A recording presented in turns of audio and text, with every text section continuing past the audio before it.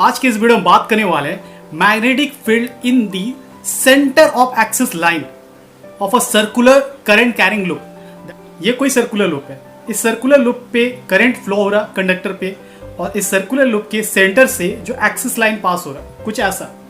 तो इस axis line पे हम इस एक्सिस पॉइंट पे मैग्नेटिक फील्ड फाइंड आउट करेंगे। किसके वजह से? इस सर्कुलर लूप पे जो करंट दौड़ रहा है, ये जो करंट रनिंग है। और साथ ही साथ हम बात करेंगे स्पेशल केस की। फर्स्ट स्पेशल केस में हम बात करेंगे कि जो ये सर्कुलर लूप जिस पॉइंट पे हम कंसीडर करें, ये पॉइंट जो है, ये पॉइंट इनफाइनाइट, दैट मीन्स ये पॉइंट का जो डिस्टेंस है ये बहुत दूर होगा। और सेकेंड पेज पे हम बात करेंगे कि ये जो पॉइंट है ये सेंटर पे जब होगा। और साथ ही साथ हम जानेंगे किसी तरह से एक सर्कुलर लूप पे जो करंट है ये एक मैग्नेट बार की तरह काम करता है। तो आइए जानते हैं इस सारी चीजों के बारे में। My self Hemant Patra and this is your channel H cross physics. Magnetic field on the axis of current carrying circular coil. ये टॉपिक मैं बहुत अच्छे से क्लियर कर सकता हूँ, ये मेरा कॉन्फिडेंट है। तो आप प्लीज़ बने रहिएगा। इस टॉपिक में हम ये जानेंगे कि किसी कॉइल पे, ये मान लीजिए एक कॉइल है, ठीक है, किसी कॉइल पे अगर करंट क्लॉकवाइज या एंटी क्लॉकवाइज घूम रहा है, उस पर फ्लो हो रहा है, तो उसके रिस्पेक्ट में किसी पॉइंट पी पे, उसके सेंटर से के एक्सिस लाइन पे किसी पॉइंट पे, यहां हमने वो पॉइंट पी को कंसिडर किया है, उस पॉइंट पे मैग्नेटिक फील्ड क्या होगा। ये टॉपिक का यही है। ये टॉपिक क्या है कि किसी सर्कुलर लूप में जिस पे करंट फ्लो हो रहा है, उसके सेंटर से एक्सिस पे किसी पॉइंट पे मैग्नेटिक फील्ड क्या होगा। तो इस मैग्नेटिक फील्ड को फाइंड आउट करने के लिए सबसे पहले हम इस सर्कुलर लूप का एक स्मॉल एलिमेंट लेंगे, एकदम स्मॉल। देखिए हमने यहाँ पे डीएल एक बहुत ही छोटा सा स्मॉल एलिमेंट है, ठीक है, बहुत ही छोटा सा स्मॉल एलिमेंट डीएल है। अब इस डीएल पे जो करंट है वो इस डायरेक्शन में फ्लो कर रहा है। मैं इसे इस डायग्राम के थ्रू दिखाने की कोशिश कर रहा हूँ, ठीक है। ये हमारा सर्कुलर लूप है, ये हमारा सर्कुलर कॉइल है, ठीक है। ये सर्कुलर कॉइल आपको कुछ इस तरह से इस पैटर्न में दिख रहा है, ये कुछ इस पैटर्न में दिख रहा है, ओके। तो अब देखिए ये एलिमेंट यहाँ पे एंटी क्लॉकवाइज में करंट जो फ्लो हो रहा है, एंटी क्लॉकवाइज में फ्लो हो रहा है। देखिए यहाँ पे एंटी क्लॉकवाइज में फ्लो हो रहा है।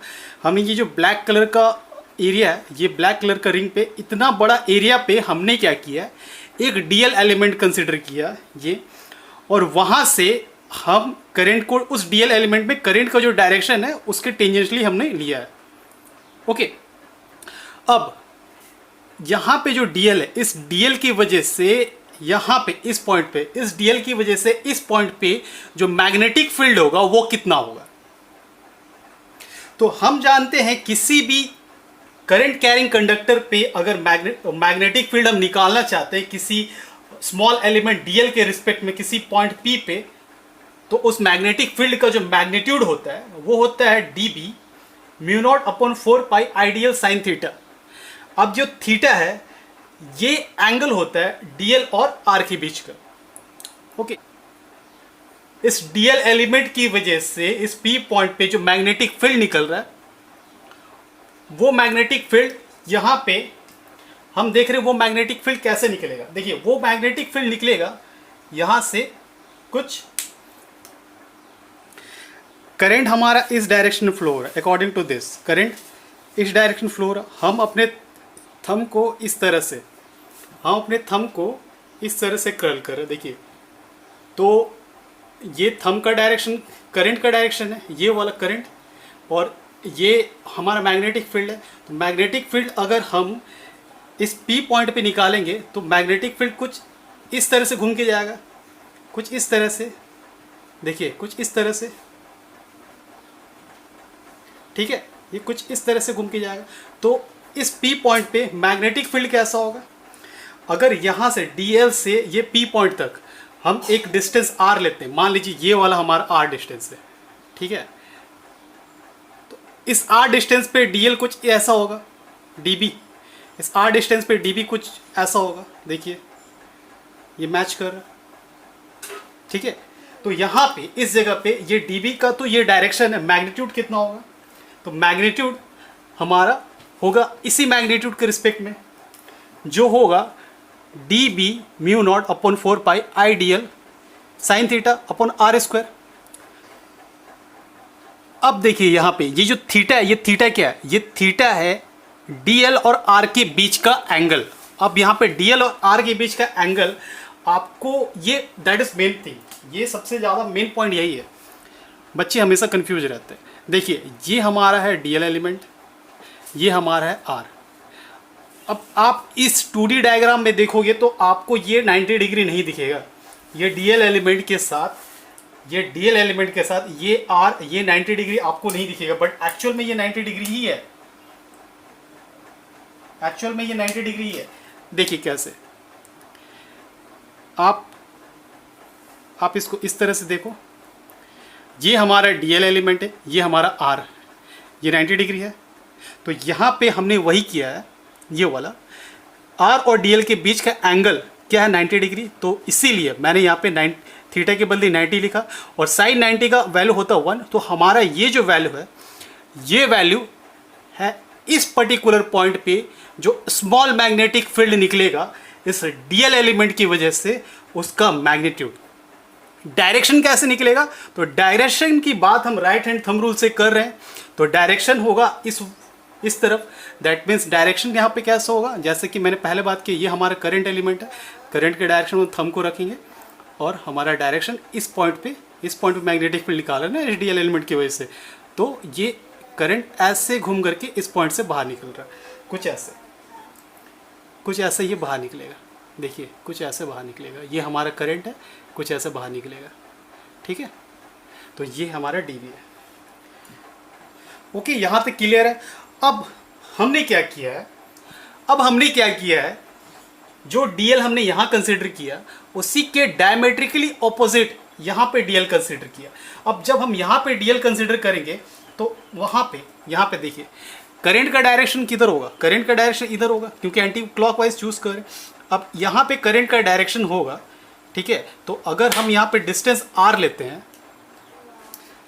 अब जो dl हमने यहाँ पे डायमेट्रिकली ऑपोजिट डायरेक्शन में कंसिडर किया है, इस dl एलिमेंट की वजह से इस P पॉइंट पे जो मैग्नेटिक फील्ड होगा वो कितना होगा, वो इस एलिमेंट की वजह से जो मैग्नेटिक फील्ड निकला था वही यहाँ पे भी होगा, ये वाला। बट इस dl एलिमेंट पे जो मैग्नेटिक फील्ड निकलेगा इसकी वजह से उसका डायरेक्शन इस बार अलग होगा। डायरेक्शन देखते हैं, हम इसी वायर को कंसिडर करें, ये हमारा क्लोज लूप है।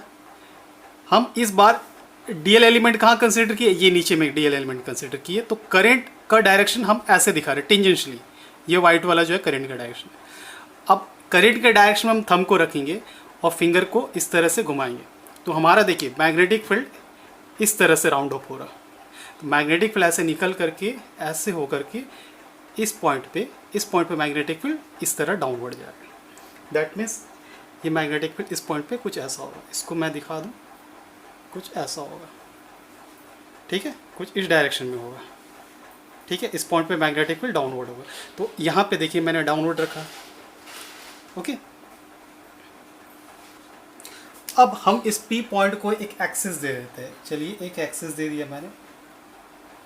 अब हमने माना कि ये जो एक्सिस हम कंसीडर करें इस P पॉइंट पे, ये इस सर्कुलर के डायमीटर के पैरेलल इस एक्सिस और ये dB के बीच में मान लीजिए हम एंगल थीटा ले लें, इस पे भी एंगल क्या होगा, थीटा।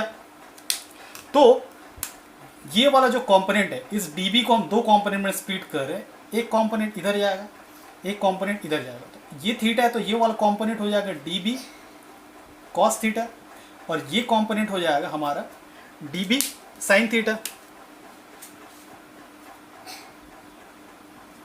सिमिलरली इसके लिए भी वही होगा, एक कंपोनेंट हम इधर कंसीडर कर रहे हैं, एक कंपोनेंट हम इधर कंसीडर कर रहे हैं।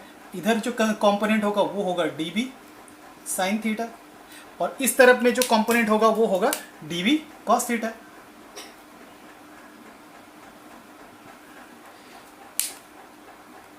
अब आप देखो, ये dB cos थीटा, ये dB cos थीटा एक दूसरे के ऑपोजिट डायरेक्शन में इनका मैग्नीट्यूड सेम है, तो ये एक दूसरे को कैंसल आउट करेंगे।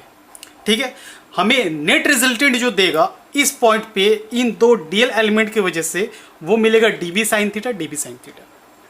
ठीक है, अब मान लीजिए ये तो हमारा पूरा सर्कुलर कॉइल है ना, हमने पहले यहाँ पे निकाला डीएल, फिर यहाँ पे डीएल एलिमेंट कंसीडर किया। अब मान लीजिए हम यहाँ पे एक डीएल कंसीडर करें, इसके अप्रॉक्सीमेट यहाँ पे एक डीएल कंसीडर करेंगे, फिर यहाँ पे एक डीएल कंसीडर करेंगे, यहाँ पे एक डीएल कंसीडर करेंगे। इस तरह से पूरे सरकमफ्रेंस पे डायमेट्रिकली अपोजिट डायरेक्शन में हम डीएल को अगर कंसीडर करते हैं तो सारे डीएल एलिमेंट की वजह से जो मैग्नेटिक फील्ड निकलेगा इस पॉइंट पे, ठीक है, इस पॉइंट पे जो मैग्नेटिक फील्ड निकलेगा, इस पॉइंट का जो मैग्नेटिक फील्ड होगा उनका डीएल कॉस थीटा एक दूसरे को कैंसल आउट करेंगे। जो ऐड होगा वो सारे सरकमफ्रेंस के लिए सिर्फ dB साइन थीटा वाला ही कंपोनेंट ऐड होगा। ओके, अब यहाँ पे बात कर रहे हैं हम diametrically opposite DL cancel out dB cos theta. जैसे हमने कहा कि dB cos थीटा वो कैंसल आउट हो रहा है और हमें जो रिजल्ट मिलेगा वो dB साइन थीटा के सम से मिलेगा। तो हम यहाँ पे dB साइन थीटा के सम को ले रहे हैं। टोटल मैग्नेटिक फील्ड निकालने के लिए इस पॉइंट P पे हम क्या करेंगे, dB साइन थीटा को इंटीग्रेट करेंगे पूरे सरकमफ्रेंस के साथ। ओके, बट अब यहाँ पे देखिए, ये जो हमारे पास ट्रायंगल है, ये A, ये R, ये X, ये R का वैल्यू क्या होगा according to Pythagoras theorem √a² plus a²। Okay, तो यहाँ से हमें साइन थीटा का वैल्यू क्या मिलेगा, a/a² प्लस a² √। अब यहाँ पे हम क्या करें, dB को समीशन ले रहे हैं, मतलब टोटल dB को हम लोग काउंट करना पूरा सरकमफ्रेंस का। तो यहाँ पे dB ऑलरेडी हमें पता है, ये वैल्यू है। यहाँ पे देखिए dB साइन थीटा ये समेशन हो रहा पूरे सरकमफ्रेंस के लिए, तो dB का वैल्यू हमें मिला है इक्वेशन ए से, ये पूरा dB का वैल्यू यहाँ पे हमने यहाँ पे dB का वैल्यू यहाँ तक रखा प्लस साइन थीटा। तो साइन थीटा हमारे पास क्या आ रहा है, साइन थीटा ये वैल्यू आ रहा है, इसे हमने यहाँ पे पुट किया।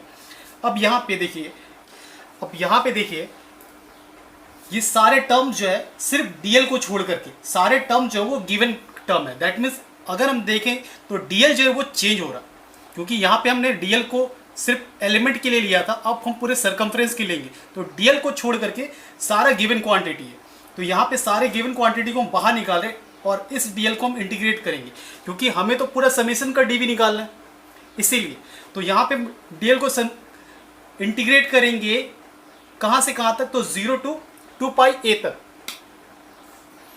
सो आगे बी नेट जो होगा ये होगा μia/4πa² प्लस x² का 3/2। अब ये देखिए ये इंटीग्रेट होगा तो यहाँ पे हम लिखेंगे 2πa, okay, instead of DL. अब यहाँ पे देखिए πa², इससे हम क्या बोल सकते हैं, a, दैट मीन्स एरिया। तो यहाँ पे हम आगे नेट बी लिख सकते हैं μ0, इसके πa² के बदले a लिख रहे हैं और 2 एज इट इज आगे हमें मिलेगा कुछ ऐसा।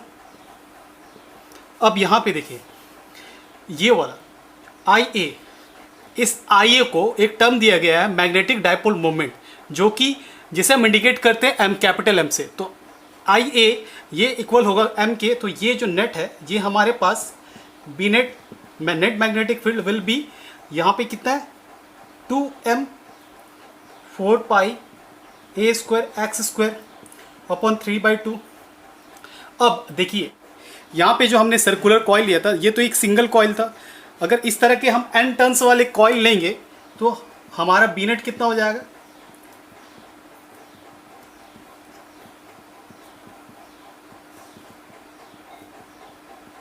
ये जो n है ये n सिर्फ नंबर ऑफ टर्न्स है, नंबर ऑफ टर्न्स। कॉइल को अगर हम n टर्न्स देंगे तो वो नंबर ऑफ टर्न्स होगा। ओके, नेक्स्ट हम बात करते कुछ स्पेशल केस पे। हम यहाँ पे रिजल्टेंट हमारा जो था रिजल्टेंट ये था। ओके, अब यहाँ से मैंने पहले भी कहा है और अभी भी कह रहा हूँ कि जो n है ये सिर्फ n is only number of turns in a coil. यहां पे आई एंड ए को हमने मैग्नेटिक डायपोल मोमेंट पे चेंज किया। अब यहां से ये जो पार्ट है ये है हमारा केस वन। केस वन में हम क्या बात करें, जिस पॉइंट पी पे हम मैग्नेटिक फील्ड निकाल रहे थे उस पी पॉइंट को हम बहुत फार कर रहे हैं।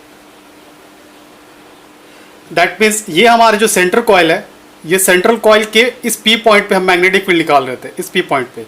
अब ये पी पॉइंट हम ले रहे हैं बहुत दूर, इतना दूर कि ये जो रेडियस है ये रेडियस नेगलेक्ट हो जा रहा है। तो वहां पे हम क्या करें, ये रेडियस को नेगलेक्ट करें, दैट मीन्स ए जीरो होगा।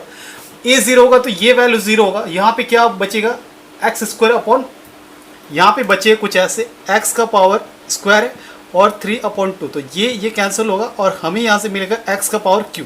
सो यहाँ पे एक्स का पावर क्यू है। ओके, बाद बाकी सारे टर्म एज इट इज। यहाँ पे जो बी है, B is inversely proportional to x to the power Q.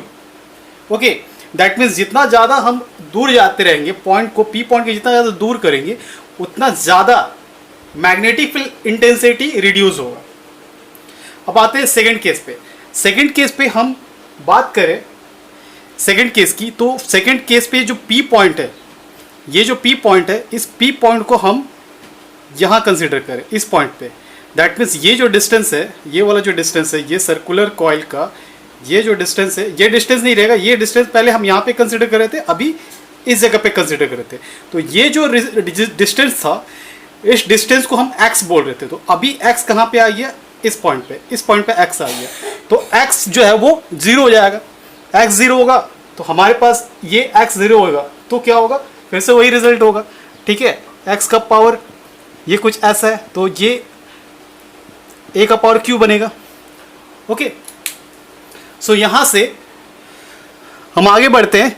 तो हमें ये जो a हम लिखे हैं, what is a, area. Area किसका, सर्कुलर कॉइल का। तो सर्कुलर कॉइल दैट मीन्स ये सर्कुलर कॉइल है, ये उसका हमने पूरा एरिया लिया ए। तो ये जो एरिया है ये पाई ए स्क्वायर, मतलब पाई रेडियस का स्क्वायर है। ए हमारा क्या है, ये रेडियस है। तो हम इस एरिया को, ठीक है, इस एरिया को पाई ए स्क्वायर लिख सकते हैं। तो यहाँ पे ए के बदली हम क्या किए हैं, पाई ए स्क्वायर पे चेंज किए। अब यहाँ से आप देखो ये पाई कैंसिल हुआ और यहाँ से 2, ये 4 पाई कैंसिल होगा। ठीक है, यहाँ पे 2 बचेगा, ये 2 एज इट इज है। ओके, यहाँ पे ये ए स्क्वायर, ये यहाँ से क्यूब को कैंसिल करेगा तो यहाँ पे ए बचेगा, ये एज इट इज है। यहाँ पे आई है, ये एज इट इज है, ये mu naught as it is है।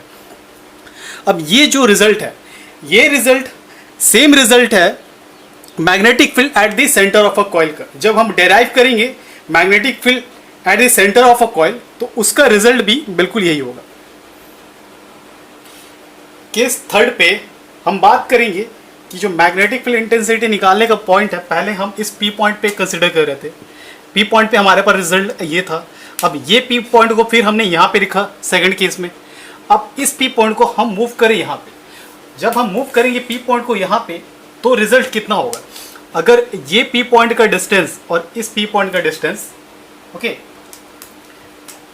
मान लेते हैं अगर ये भी पी पॉइंट सेम डिस्टेंस पे, इसको पी डैश मान लो, इसका डिस्टेंस सेम है। यहाँ से यहाँ तक का जो डिस्टेंस था x था और यहाँ से यहाँ तक का जो डिस्टेंस है ये भी x है। तो इसका रिजल्ट जो होगा, ये रिजल्ट इंटेंसिटी यहाँ पे सेम होगा। ओके, बट जो डायरेक्शन होगा मैग्नेटिक फील्ड इंटेंसिटी का, वो डायरेक्शन अभी भी इस पॉइंट के अलोंग होगा। दैट मीन्स अभी भी इसका डायरेक्शन सर्कुलर कॉइल के तरफ होगा, सर्कुलर कॉइल के सेंटर के तरफ होगा। और हमने फर्स्ट केस पे देखा कि जो B था वो इनवर्सली प्रोपोर्शनल x का पावर क्यूब के टर्म पे ये रिड्यूस हो रहा है। दैट मीन्स जिस तरह से हम हर पॉइंट पे सर्कुलर लूप के हम करीब आते जाएंगे तो ये टर्म चेंज होगा, मैग्नेटिक फील्ड इस टर्म के हिसाब से चेंज होगा। चलिए मान लेते हैं हम ये यहाँ पे एक मैग्नेट बार को प्लेस किया इस सर्कुलर कॉइल के सेंटर पे। अब मैग्नेट बार का मान लेते हैं नॉर्थ पोल ये है, साउथ पोल ये। तो ये मैग्नेट बार का प्रॉपर्टी क्या होता है, ये नॉर्थ पोल है, ये साउथ पोल है। मैं इस बार को यहाँ दिखा रहा हूँ। तो ये फील्ड लाइंस कुछ ऐसे निकलेंगे, इधर से निकल करके ये इस तरफ ये इंटर करेंगे। दैट मीन्स ये साउथ पोल, ये नॉर्थ पोल। यहाँ पे भी वही हो रहा, इलेक्ट्रिक फील्ड लाइंस का डायरेक्शन कुछ ऐसा है।